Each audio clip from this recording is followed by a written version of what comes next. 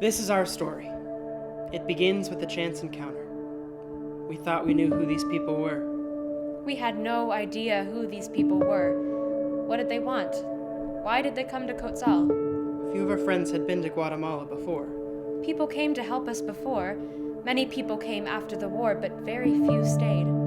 We thought we knew what to expect, but standing there, face to face, these people were different.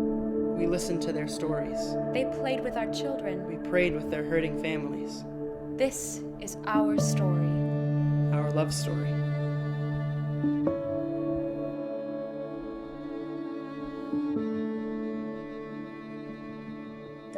Domingo? Domingo, sí? Or Nicholas? Nicolas. I can't remember these kids' names. It was too long ago. ¿Dónde es Nicholas?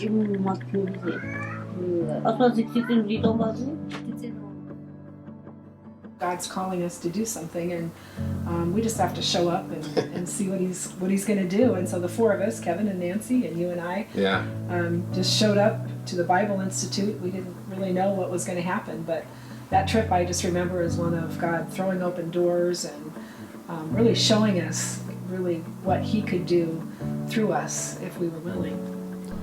To me, it was like a lesson in learning to listen.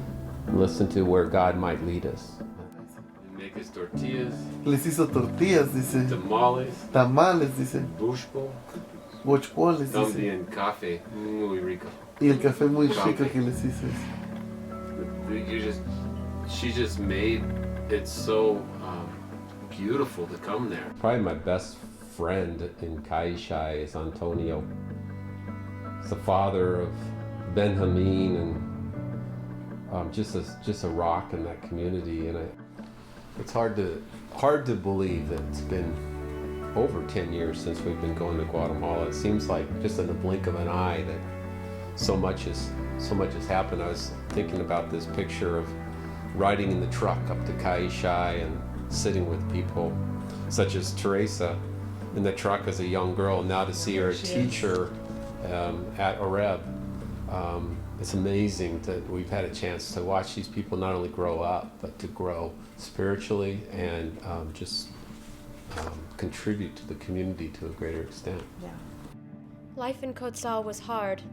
The war had taken everything from us. Our families struggled to make ends meet. Our fields and homes were destroyed. Over time, things got better. They planted snow peas, families got stronger and healthier. The change over the last 10 years has been amazing. It's not for the weak of heart, because when you go down, you're going to build a relationship and you're putting yourself out there to be formed and shaped in some fashion. How many times have we heard people say, "Oh, you came just at the right time," or "You were an answer to prayer"? I mean, that's humbling, and it's a big responsibility. And it was the same thing when you and I found Tabita. Yeah. God kind of pointed to a path that led to the door of a teacher who founded a school in Quetzal, and we didn't know her, we had never met her, and we obediently followed the path to the door, knocked on it, and that night she'd been praying for help. Paved roads finally came to Quetzal, and our crops could ship to Guatemala City. Our economy was changing, but to really grow, we needed to focus on education. To truly change lives, to make an impact on the future, we must focus on the next generation.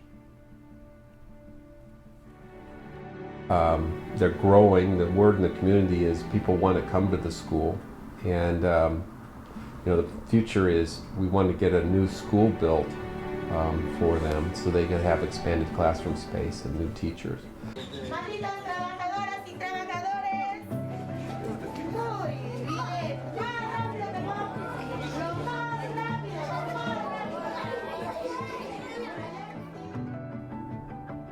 We called them vientos del Dios, the wind of God.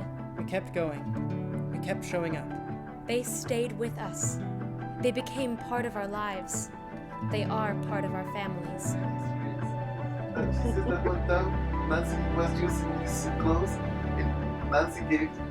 They exchanged scarves. Yeah, They had a habit of bringing each other scarves and training. That's such a wonderful thing too. These faces, it's just incredible.